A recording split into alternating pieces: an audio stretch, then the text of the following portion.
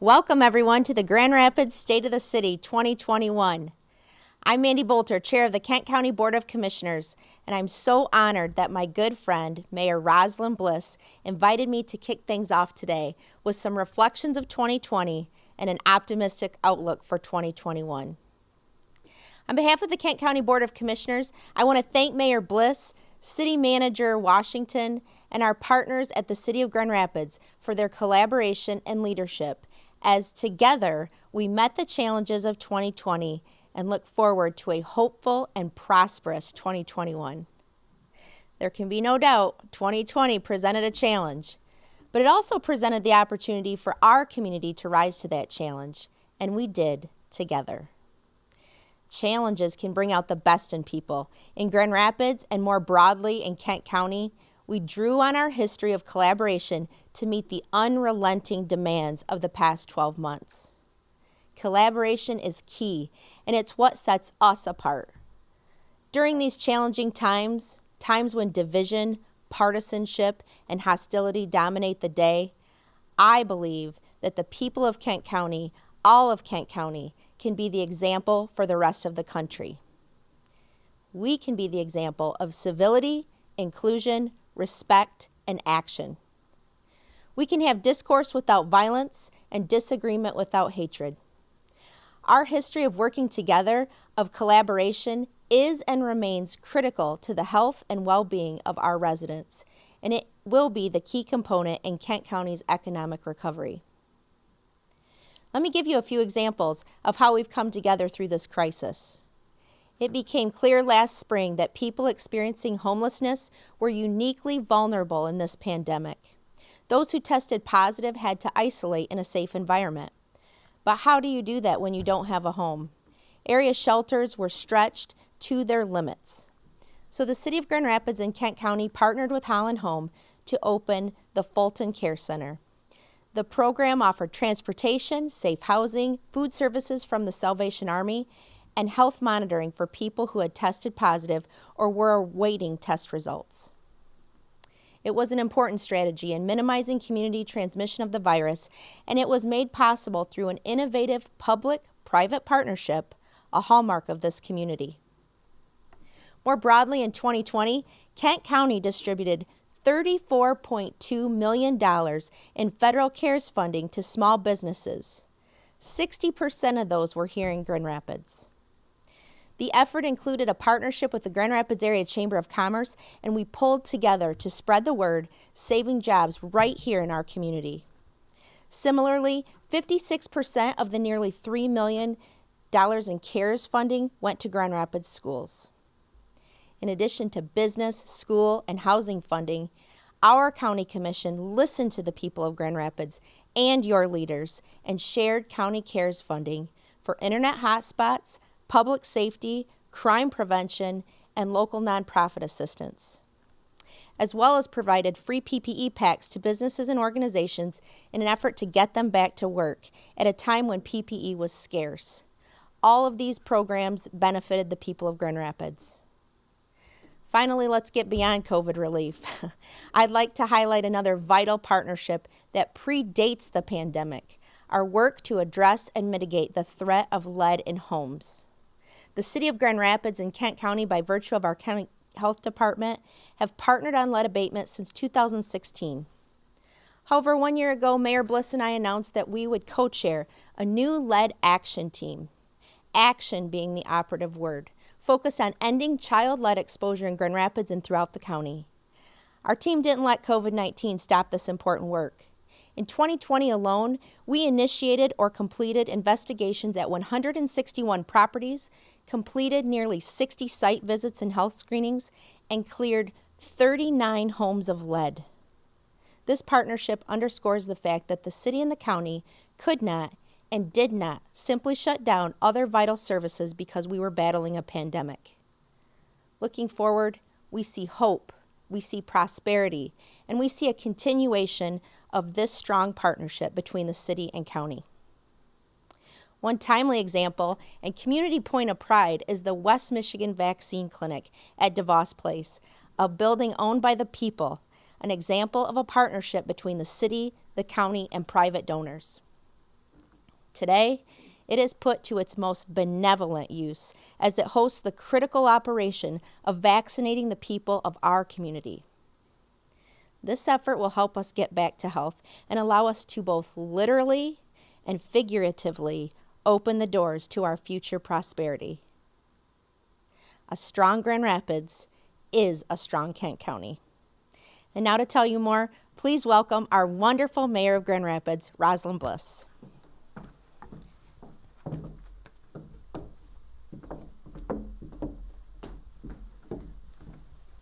Good afternoon, Grand Rapids.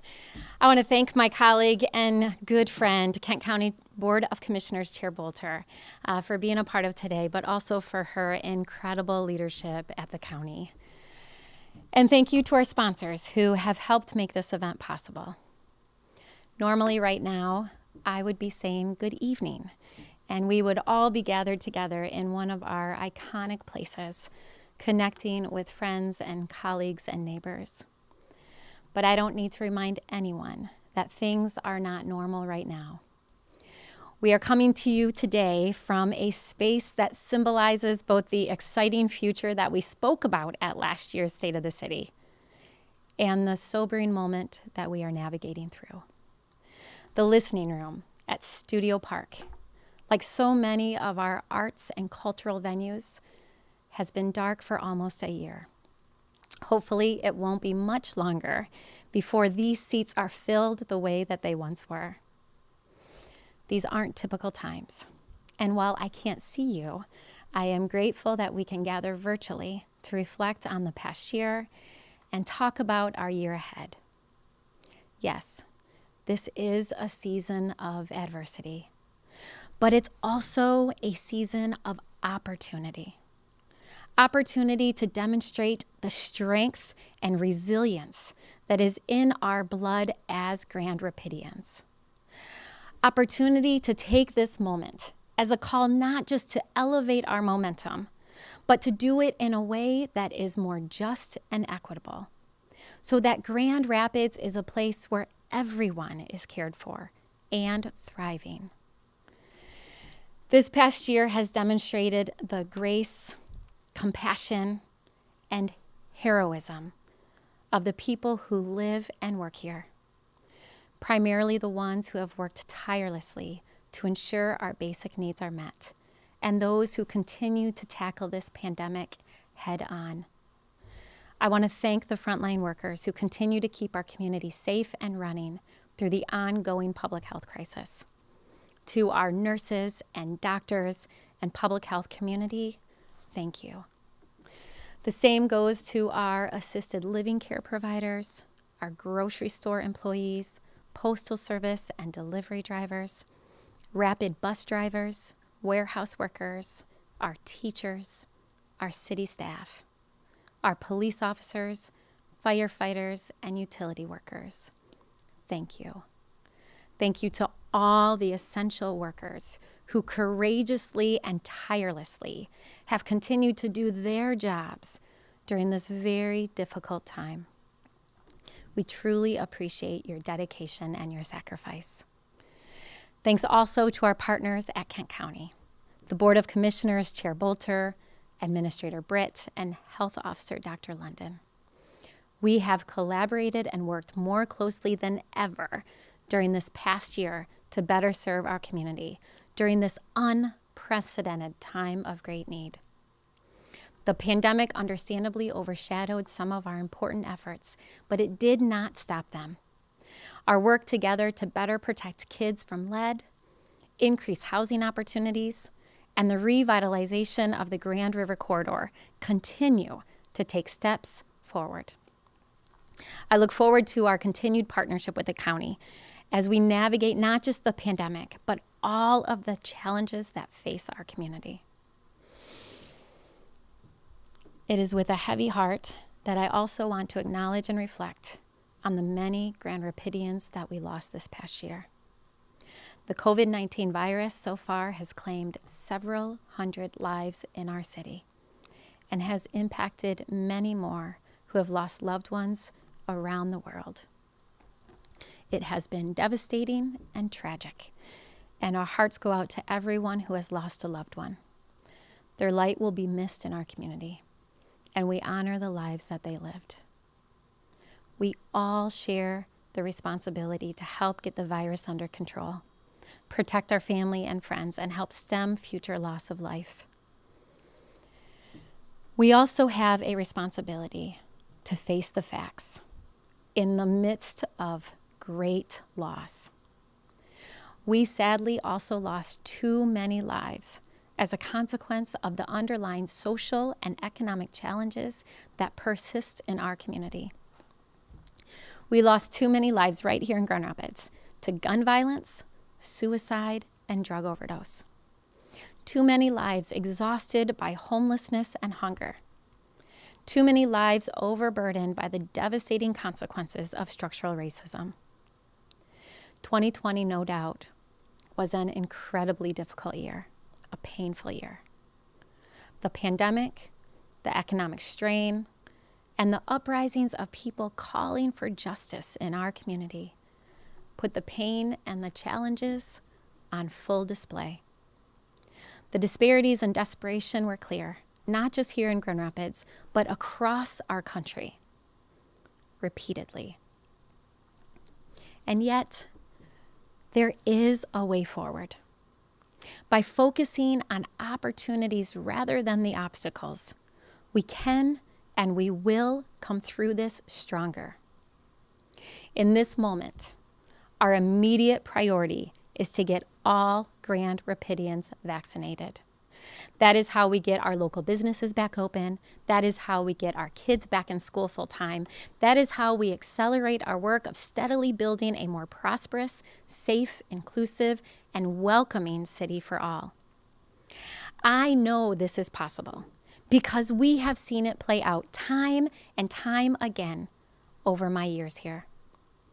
In Grand Rapids, when problems present themselves, we imagine a solution, we find partners, and we get after it together. That is precisely what we've done as a community to fight COVID. When people and families unexpectedly lost jobs and paychecks, our United Way joined forces with local foundations, corporations, and individual donors to help strengthen social service agencies and meet basic needs in our community. They rallied millions of dollars in support for food, shelter, childcare, and other assistance. Grand Rapids Public Schools, families, and volunteers wasted no time to come together to organize grab-and-go sites to feed thousands of our kids out of school. Our economic development agencies, they teamed up to help our small local businesses access millions of dollars in desperately needed emergency relief and adapt their operations for a socially distanced world.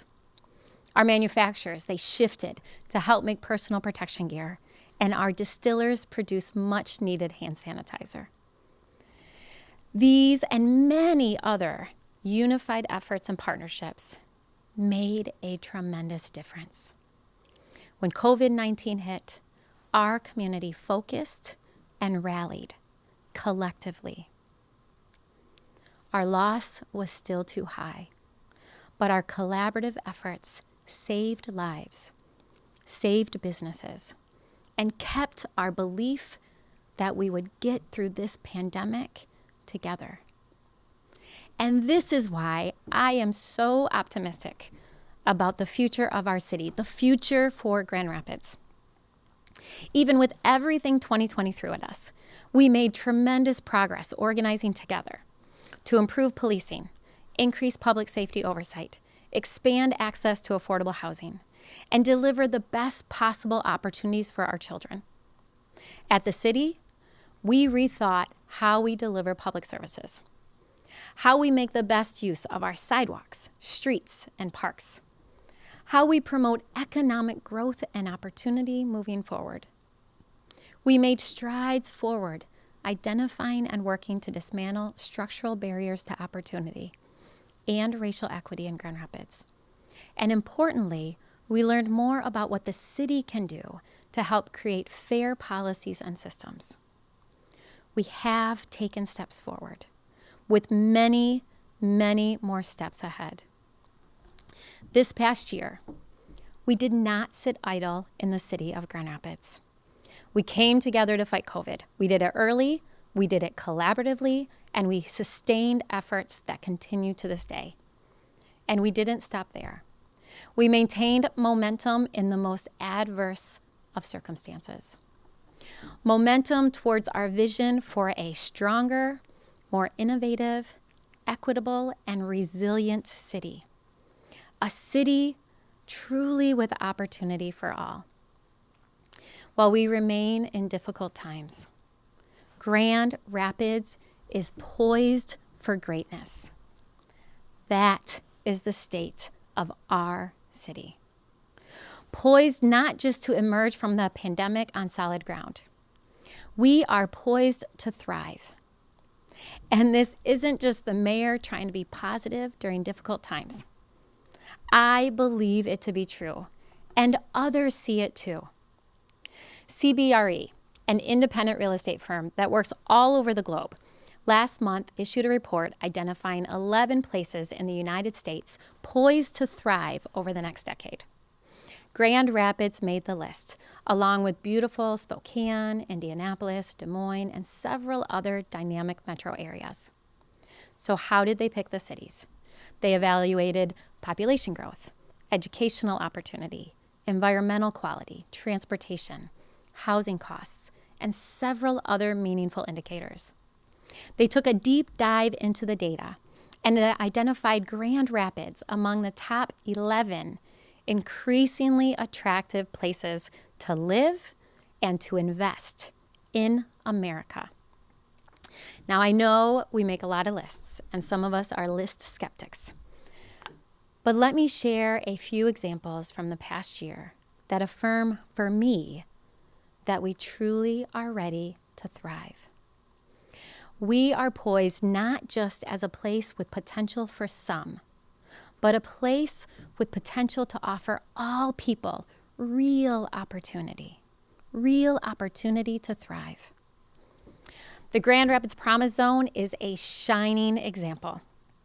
The Promise Zone removes cost as a barrier to pursuing higher education for every student who lives in the city of Grand Rapids and graduates from any high school within our city, public, private, or charter. Last year, the Promise Zone provided its first ever round of scholarships to nearly 300 students enrolling at Grand Rapids Community College. We estimate that more than 1,100 students will be eligible for the scholarship this year. 1,100. This is an incredible opportunity for families and kids in our community to pursue advanced degrees and certifications, and ultimately their full potential in life.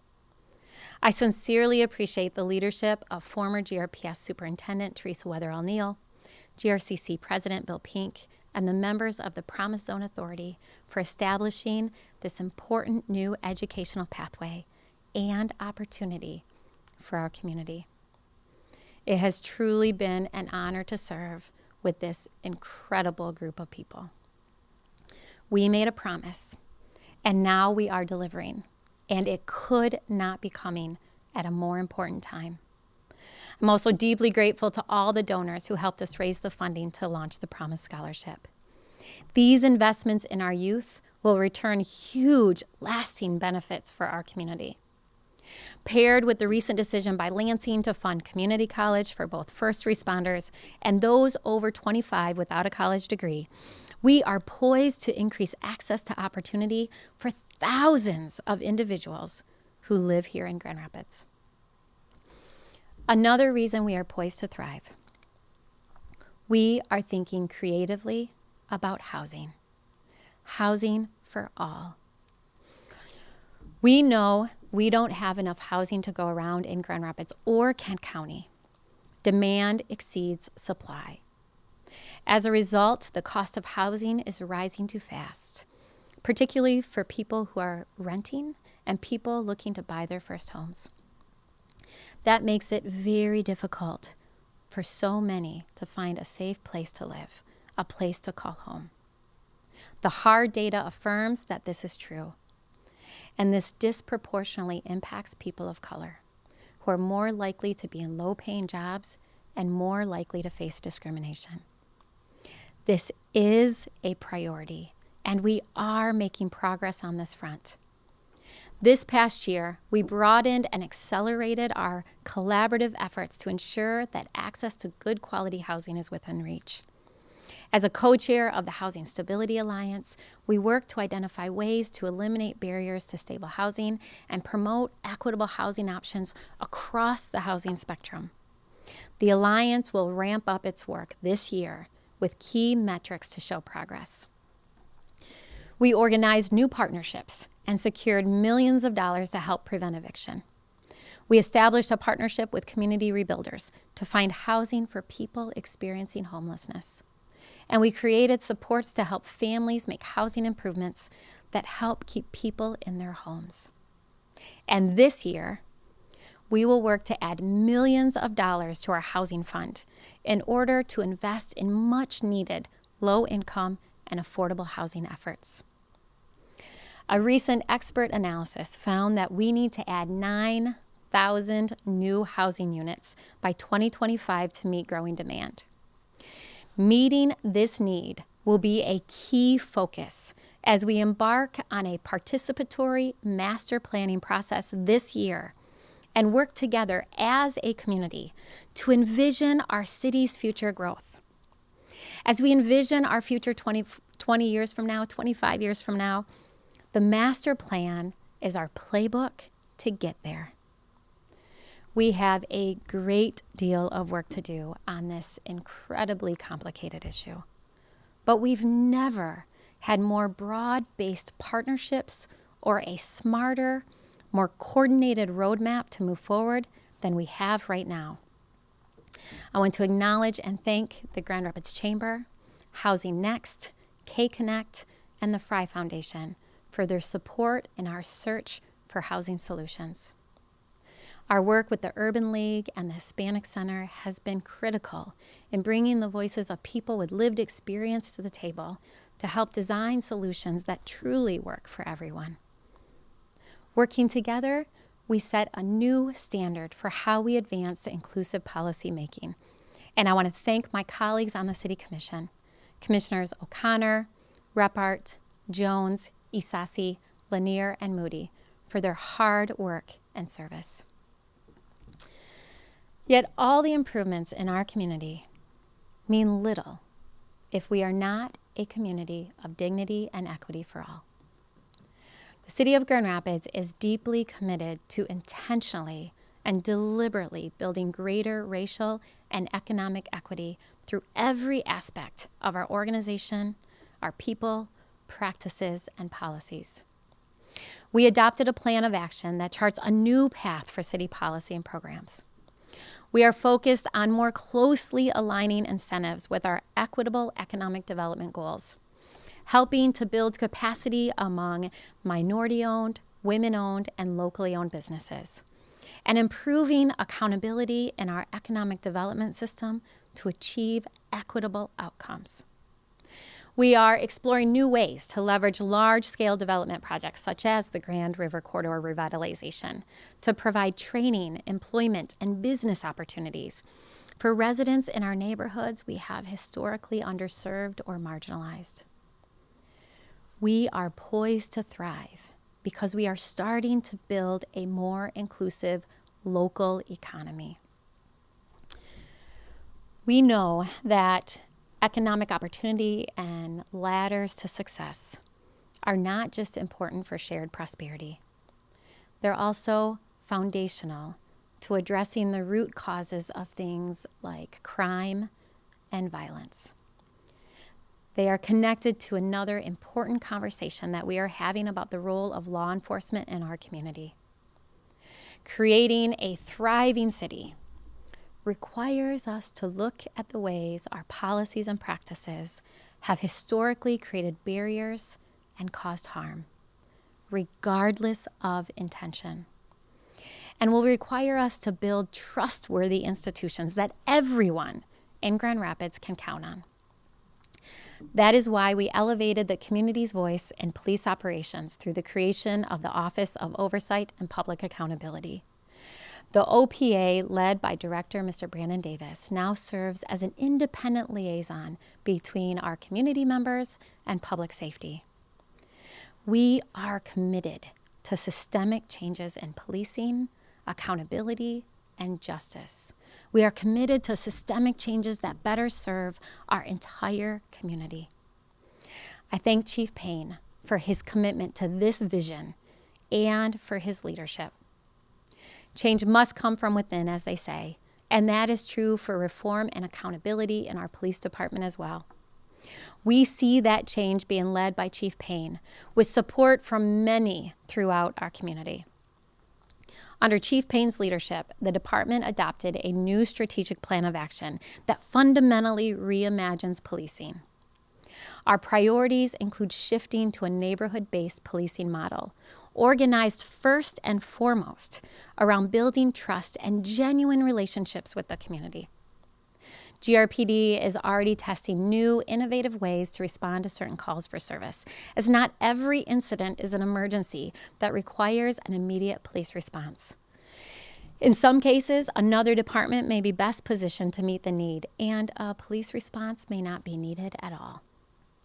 Last year, we organized the Homeless Outreach Team as problem-solving responders to help people struggling with homelessness. The team now includes addiction specialists and social workers to help connect residents with needed services. Since the team got to work last April, they've had more than 2,000 positive interactions with people experiencing homelessness. And we are not done.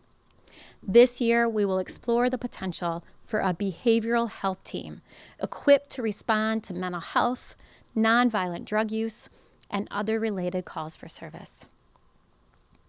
As our community experienced a dramatic increase in gun violence last year, it is critical that as we continue to address root causes of violence, we move swiftly to implement an evidence-based violence prevention program. One that is a proven program that values and engages personal relationships within the community to prevent or interrupt problems before they get out of hand. I hope we can launch a program in Grand Rapids, yet this winter. GRPD also continued deliberate efforts to ensure our public safety employees represent the community they serve. 41% of all new police officers and recruits hired in 2020 hail from zip codes within the city limits.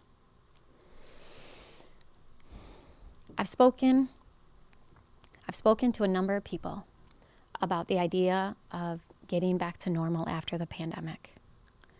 So where do we go from here as we build opportunity and drive momentum toward a better future? Can we just get back to normal? Walking around downtown the other night as restaurants opened up with limited service, it was obvious that people are eager for a normal night out, spending time in person together and safely being with friends. We all want to see our kids get up in the morning and get dressed and get out the door for a normal day at school. We long for normal family rituals and gatherings with elders and extended family. Detroit Tigers opening day is in early April, just as it normally is. But in many ways, we don't want to revert back to normal. Normal for too many people right here in our community, means housing they can't afford, lack of access to training, transportation, or a good job. Normal for too many families means higher exposure to environmental hazards like lead paint and polluted air. Normal for too many people feels like they have a target on their back or a door slammed in their face because of their skin color, ethnicity, or sexual orientation. Normal is not good enough. 2020 was a challenging, stressful, painful, and at times heartbreaking year. But with obstacles and challenges and even passionate disagreement come great opportunities to learn and grow, and to realize that a return to normal is not good enough. I believe our community has a tremendous opportunity to build back better, to build a stronger, more livable and inclusive community. A normal that includes and cares for everyone. And that means doing things differently. That is the path we are on. Of course, we don't need a global consulting firm or list makers to tell us that. The signs of vitality and confidence in our city's future are plain to see. We see the cranes on the skyline and a city ready to get back to work. Signs of progress are here. We look forward to welcoming Acrisure to their new corporate headquarters right here in Hartside later this spring. Their move is a strong signal that forward-looking companies in the knowledge economy increasingly prefer to invest and locate in the types of urban, walkable neighborhoods that we are building here in the city of Grand Rapids. We eagerly anticipate similar major projects for Perigo and Spectrum Health in the near future. Despite the pandemic, we see ambitious public works projects moving forward. We launched the Laker Line to expand rapid transit service and deployed e-scooters last year. Both moves expand affordable mobility options and help people get to where they want to go. This year, we will break ground on the renovation of Lion Square, the Ecliptic at Rosa Parks Circle, along with numerous neighborhood parks. And we will continue to explore the potential for an outdoor riverfront amphitheater to become our next major entertainment and cultural destination.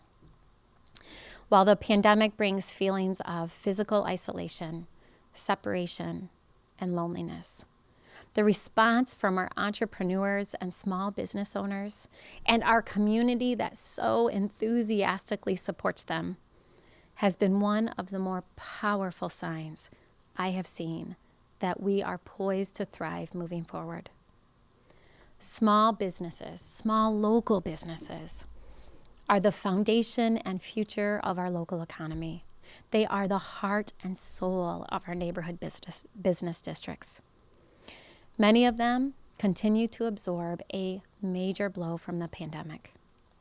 The uncertainty, risk, fear. How does a small business owner factor these into a business plan? And this continues to put individual livelihoods and the character of our business districts at risk.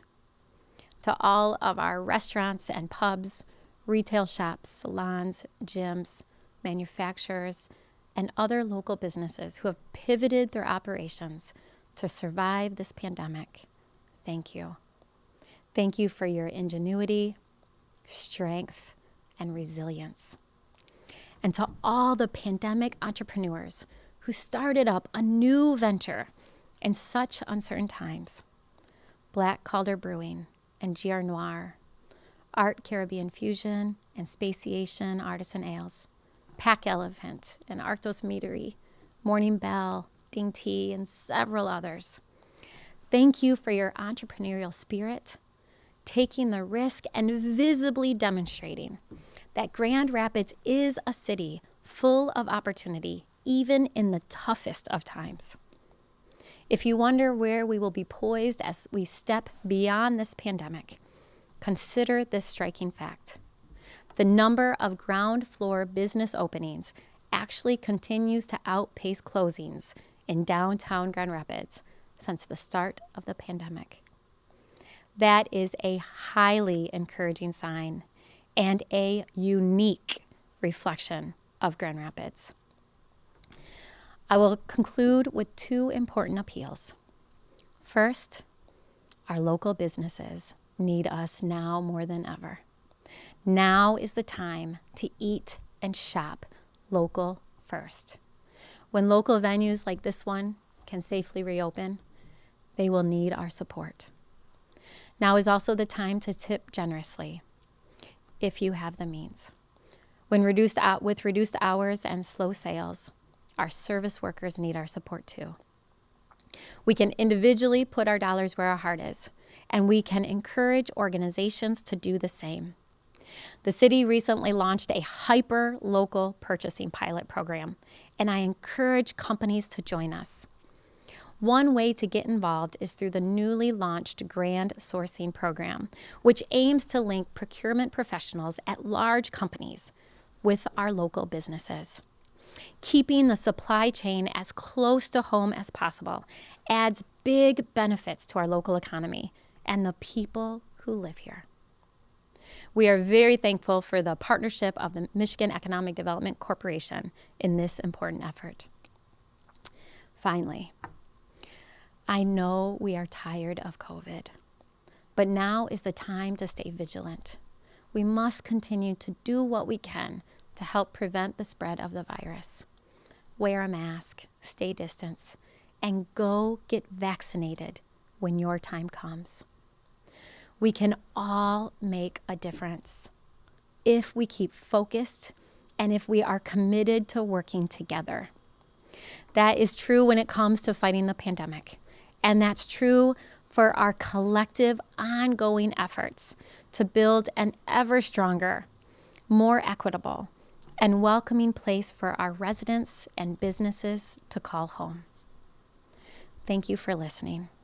Please stay safe and healthy, and hold on to your hope for a better future for our community. The signs are all around us. And now I will turn to our city manager, Mr. Mark Washington, to share brief remarks as we end our time together. I'm so grateful to work with him as we move our city forward, and I appreciate his tireless work and dedication to our community.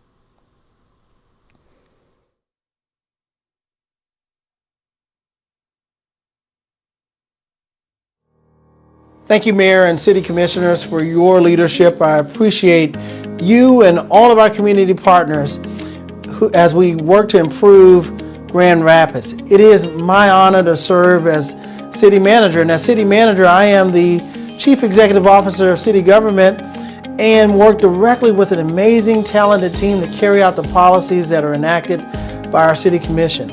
Together, we elevate the quality of life for all Grand Rapidians through excellent city services with a workforce of over 1,600 public servants led by our values and inspired by a vision of what we can become together. When I spoke to you last year at the State of the City event, Michigan had yet to confirm its first COVID-19 diagnosis.